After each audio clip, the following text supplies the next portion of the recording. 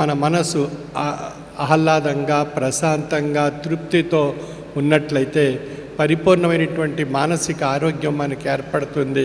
ఆ మానసిక ఆరోగ్యం మనకు శారీరక ఆరోగ్యానికి మార్గదర్శకం కాబడుతుంది.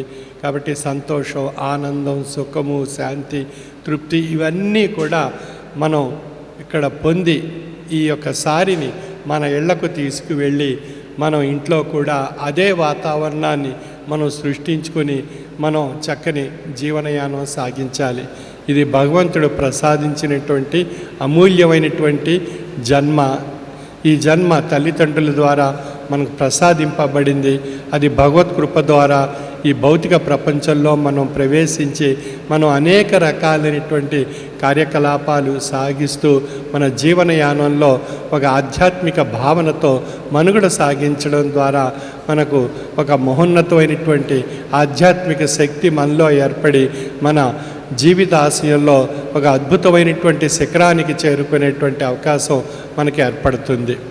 అంచేత మనం కొనలేనిటువంటిది, మనం వెచ్చించలేని, మనం దొరకనటువంటి వస్తువు ఏది అన్నట్లయితే శాంతి, తృప్తి, ఆనందం, ఆహ్లాదం, సంతోషం, సుఖము, ఆరోగ్యం, ఆయుష్ ఇవన్నీ కూడా మనం దేనివల్ల పొందగలుగుతామంటే కేవలం మానసిక ఆనందం. ఆ మానసిక ఆనందం దేనివల్ల ఏర్పడుతుంది అంటే ఆధ్యాత్మిక తాత్విక జ్ఞానము ద్వారా ఏర్పడుతుంది. కాబట్టి ఆధ్యాత్మిక తాత్విక జ్ఞానం ఈ యొక్క అమృత వనంలో మనకు లభించింది. ఆ లభించినటువంటి ఆ అమృత వనంలో లభించినటువంటి ఆ తాత్విక జ్ఞాన సంపదను మనం ఎంత కావాలి అని మనం కోరుకుంటే అంతా మనకు లభిస్తూనే ఉంటుంది. కాబట్టి మనం ఆశించినటువంటి ఆ యొక్క పాత్రను బట్టి ఆ యొక్క ఆధ్యాత్మిక ఆనందం, ఆధ్యాత్మిక తత్వ సంపద మనకు లభిస్తూ ఉంటుంది.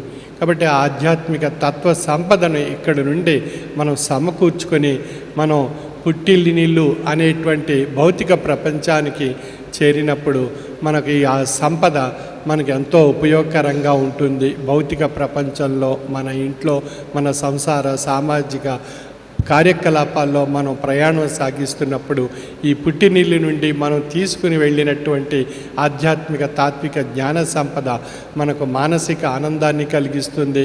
తద్వారా సంతోషం, ఆనందం, ఆరోగ్యం ఇవన్నీ కూడా మనం పొంది తరిస్తూ గురు కృపకు పాత్రులు కాబడుతూ మన జీవన విధానంలో ఒక సుఖవంతమైనటువంటి ఆరోగ్యకరమైనటువంటి వాతావరణం మనం సృష్టించుకోవడానికి ఒక చక్కని అవకాశం కలుగుతుంది.